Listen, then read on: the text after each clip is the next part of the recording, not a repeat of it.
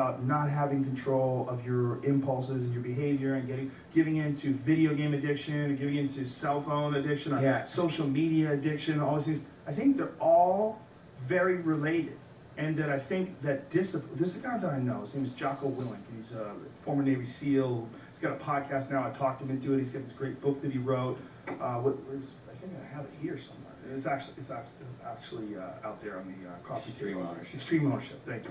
Fascinating guy. Extreme Ownership? Yeah, but he's got this one statement, that discipline equals freedom. And I was like, well, okay, well, how do you mean, what do you mean by that? And he explained it to me in very succinct terms. If you have the discipline to get all the shit done, then you can do things you enjoy. And then you're not compromised by your lack of discipline. You're not trapped by your lack of discipline. Right. When you're emerging from a fucking 16-hour binge of playing video games, you're stepping outside, it's 9 a.m. and your eyes are bloodshot. You feel like a fucking prisoner. Yeah. And your dick is raw because you've been beaten off the last 45 minutes.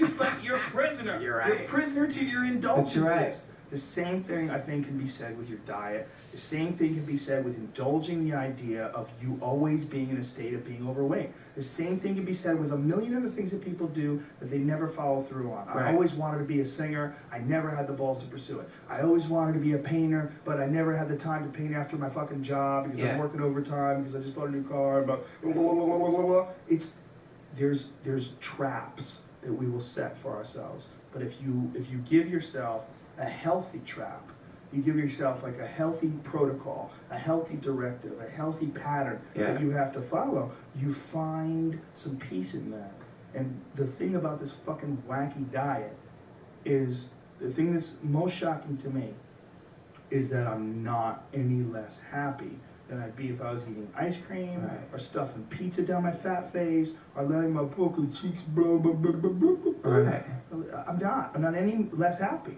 I'm happy. I'm very happy. I'm more happy because I have energy. So even if it's not a carbohydrate thing, even if it's just I've eliminated sugars, even if it's just allowed my body to take a break off that fucking insulin spike of eating a giant bowl of pasta, even if it's just that, whatever the fuck it is, it's working. And I think they're connected. I think it's connected to me forcing myself to get regular exercise. I don't allow myself to not get exercise. It's not in there. I don't allow it. It's because I've done it before. I don't like it. Right. So I don't allow it. And in not allowing it, it's never an option. So if my alarm is set and I get up and it's what's today? Today's death sprints on the elliptical machine. Well, that's what I have to fucking do. Right. Just do it. Because I can't do everything unless I do everything. Unless I follow all the shit that I have on my list, I'm not going to be able to go fuck off and enjoy a television show. Right. I'm not going to appreciate those things because I forced myself to get the shit done that I need to get done, and I forced myself to follow this weird pattern of discipline. Oh yeah, man. I mean, I know I could do it. Yeah, it's cool. Well, it's a beautiful idea. It really is. Like, I think there's something like very exciting about it. Anytime I've pulled off even the most mild discipline in my life, the end result is like incredible happiness. You were raving about how good you felt once you started working out with a trainer for a couple of months. But dude, I did the exact thing you were saying. I fucking hurt myself doing deadlifts, and then because of that injury, I stopped working out, and then because of that, I used that as an excuse, and then I started I just fell off the wagon again. You should do something that's a practice. That's what I think. No, you're right. Whether it's a martial art, which you tried a little bit in the past, but I think the best one for you at this point is probably yoga. Because I think yoga fits right into your sensibilities. Yeah, it's cool. So instead of having some guy who comes over and makes you jump on a box and skip rope, go to a fucking yoga class, man. Well, no, this guy, the guy I work with at Equinox, George Chen, the best. He's fucking really cool, man. I'm sure he is. And so there's something in that, but I'm not going to do that forever. I can't afford a trainer forever. But what are you listening to more crazy talk? What? Are you just going to start not being successful? No, I mean I want to start failing at comedy. No, I don't mean that. I mean I don't want to I just don't want to have a trainer forever. You don't want to have a trainer. Yeah. So this is great, man. This is an awesome therapy. It's really cool. No, you're identified. It's cool. You're being very strict on the way I'm talking, to myself. No, I just know you. Right. Real good. Right. We've been friends for a long time. That's true. And this is this one thing where you'll come in and come out of. Right. It's like a trance. Yeah. And when you're in the trance, I almost gotta grab your shoulders. Wake up, Doug. Wake up, Doug. But you'll come out of that trance, guns blazing, like, dude, I had a fucking salad. I ran 4 miles. Woo! It's the best. You come out of that trance. Right. Yeah. You come out of it, but then you'll slide. You'll slide. Well, this is why I like having a trainer, because he forces you to like really work hard, like way harder than normally I force myself to work out. Like a trainer makes you feel like you're like passing out from it, and it's great. And and the feeling after working out hard like that, there's nothing like it. I don't know anything like it. It's better than almost anything that I can think of. It's the most incredible thing. You have to do it regularly, you know? Yeah. And also the diet. It's all diet for me, man. My real problem is just eating like shit at night. It sucks. Just eat healthy at night. Just put yourself, and I swear you can do this. Put yourself on a super strict diet for 20 days. Just make it 20 days. Just write down 20 days. For 20 days, I'm not eating any bullshit. And write down what you can and can't eat. Right. You know, maybe you can talk to a nutritionist. That's not hard to do. Say, I want to do this for my podcast. I'm going to document it. For 20 days, I'm going to eat real healthy. Because part of the reason why I said I was going to do it for 60 days is I wanted to say it on the air. I wanted to say it, as annoying as it might be to hear me talk about it all the time. Right. I'm saying it because I want to be committed to it. That's cool. I don't want to I don't want to say, I'm just eating real clean. That's a smart way to do it. You know, I force yourself. I had a whole scheme when I started working out this last time. That I was going to get in really good shape and then talk about how I did it. So I kept it a secret. So like I was like, man, I was working out. I started with Justin. I was working so fucking hard, man. I really was, like harder than I'd ever done. And then I just blew it. And it sucks. It happens, man. It sucks. It's a constant battle that most people have. It's a constant trap that most people have. It's super fucking common. It's one of the most common things that people fall back on. Oh, it's the worst. Shitty foods. I love that you're. I will take into account what you said. But honestly, man, it, like to continue to be super personal. The idea right now, when I think, dude, just do 20 days of like eating healthy. When I think about that, I feel like this combination of like boredom and despair. Just like, but you can still eat delicious food. Right. That's where it's so confusing. You just don't drink fruit juice. Okay? You get fruit juice, you're drinking sugar water. What about orange? Even orange juice? No, you're not supposed to eat an orange. Right. Don't drink that shit. This is not normal. We figured out some stupid way to hijack our reward systems and jolt it with sugar. Blah, blah, blah. I got my OJ. I'm drinking OJ. You're drinking fucking sugar. I mean, it's better than soda because there's vitamin C in it. But coconut water. Some of it is okay. But if you drink too much of it, it's probably sweet. Right? If it's sweet, there's some sugars in it. Right. You're supposed to eat the whole thing. It's supposed to all be together. Right. If you have an orange, there's a fiber in that thing. You're supposed to. It's supposed to be a part of it. Right. When you eat an apple, that's how you're supposed to get apple juice. You're supposed to get it from the fucking. You're not supposed to get a quart of that shit and throw it down your fat hole. Right. This reminds me. There's a great show. I don't know how much time we have, but there's almost done.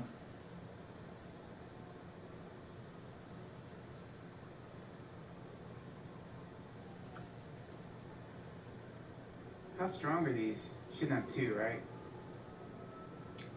I definitely wouldn't have 2 of those. Okay. Dr. Trussell. That's 240 milligrams of caffeine. No, I can feel it rising inside. Yeah, baby. See, why you want to ruin Star Wars? What? I was kidding. I'm not gonna do that, man. I heard a lot of people were saying that they heard it was crap, that it wasn't good, but everybody I know that saw it said it was awesome. I loved it. You loved it. I went with people who didn't like it. It's Really? like, what are you thinking, man? What did you think we were gonna go see? It's called Star Wars. Like, it's the most obvious kind of thing. I don't know why people have expectations for Star Wars. What was the expectations? I guess they're looking for a bot. I guess they're looking for, no, you know what I mean? I guess they're looking for some kind of like deep, like meaning or something like Quentin Tarantino or some Kubrick-esque thing. Right. It's Star Wars. It's a space opera. It's like, go in there with no expectations, be happy for the colors. That's it. The beautiful colors, and then after that, if there's something It's things flying through space, lasers.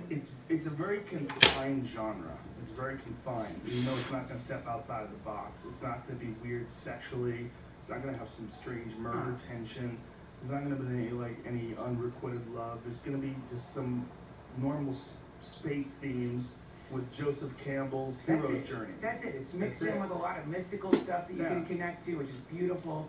It's great. Have you ever heard Lucas talk about his friend Joseph Campbell? Like, literally wrote Star Wars based on Joseph Campbell's steps of a hero's journey. It's fascinating. They were good friends. Yeah, The Hero with 1,000 Faces is his classic book. Yeah. And then he did. Have you seen his interviews with Bill Moyers? Yes. Power of Myth. That was fantastic. He's awesome.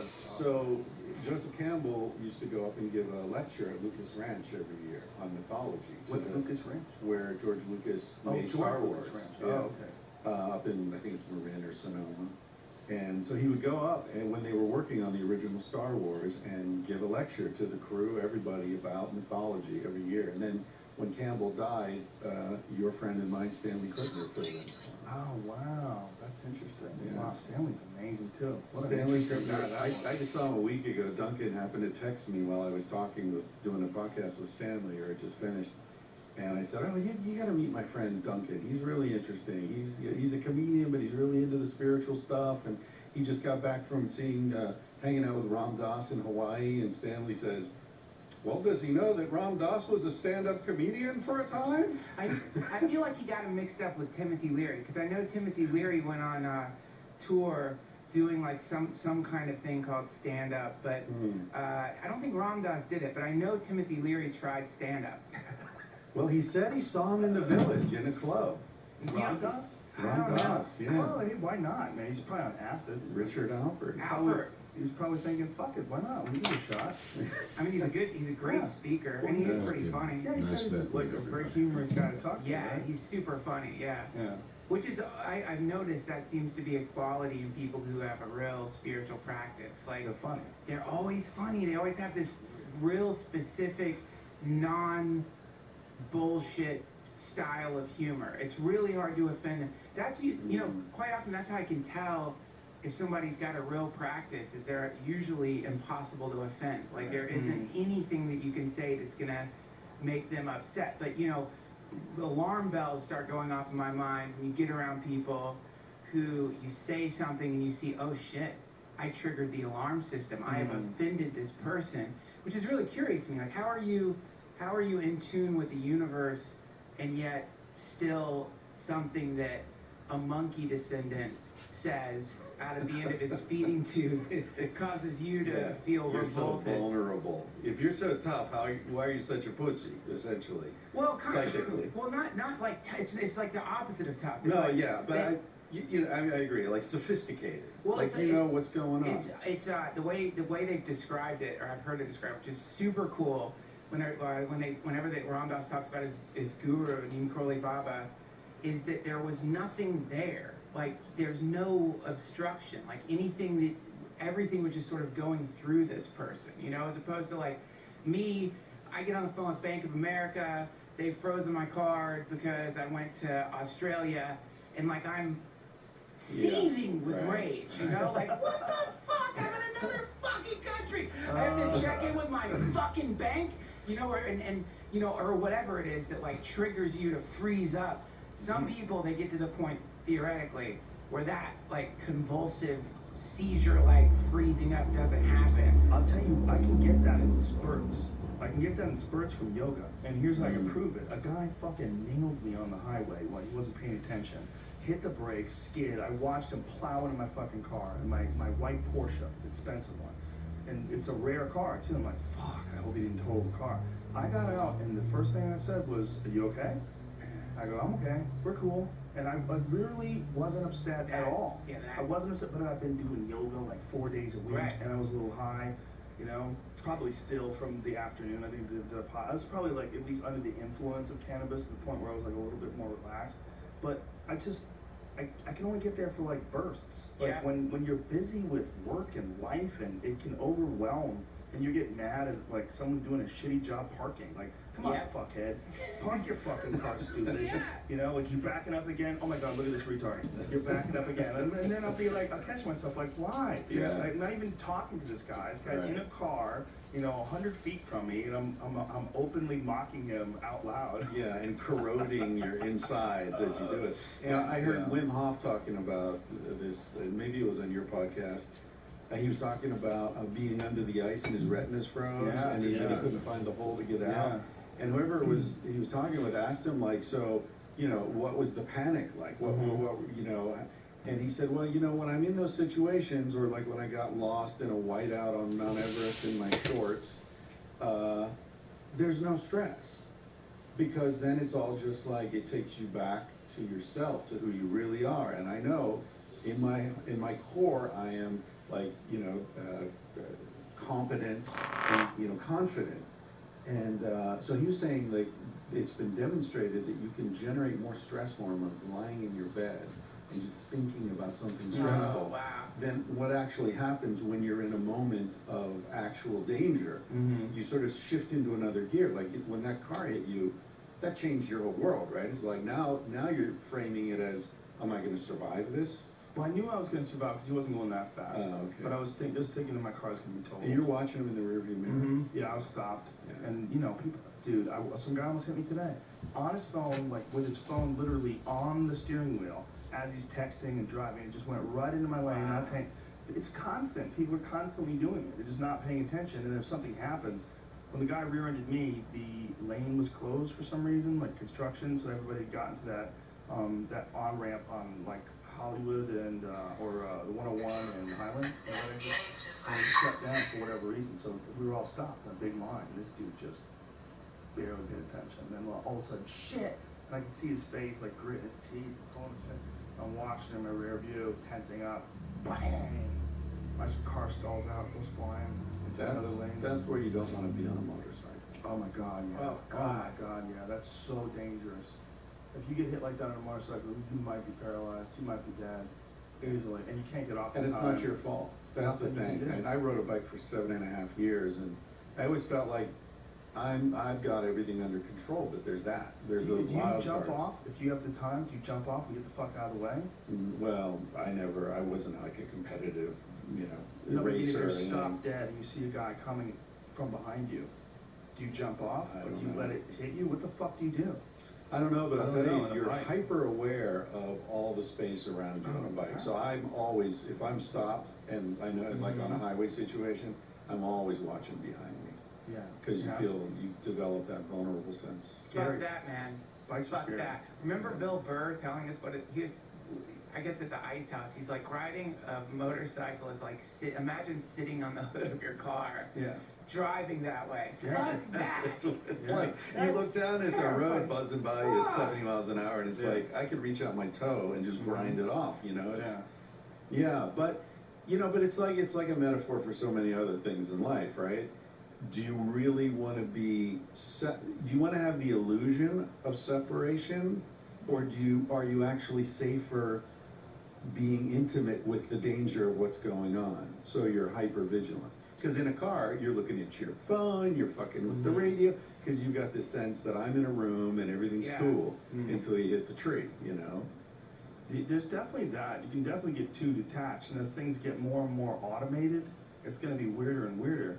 Because now you can tell your car things, like you've used that Hey Siri function. Yes. So you ask your car to text people, tell it to send. Last time I was on your podcast, you and I did this whole thing, and I saw a bunch of people tweeted like, man, it fucked up my phone. I shut it off. They're listening to the podcast in the car. Because I'm like, how hard is it for me to press the button? All I have to do is press the button, and then I say it. You know, I don't have to say do the Hey Siri thing. But my point being is, they have the Teslas now that they're coming with. They have a new download that allows you to have your car automate itself. Like you set the directions, and it now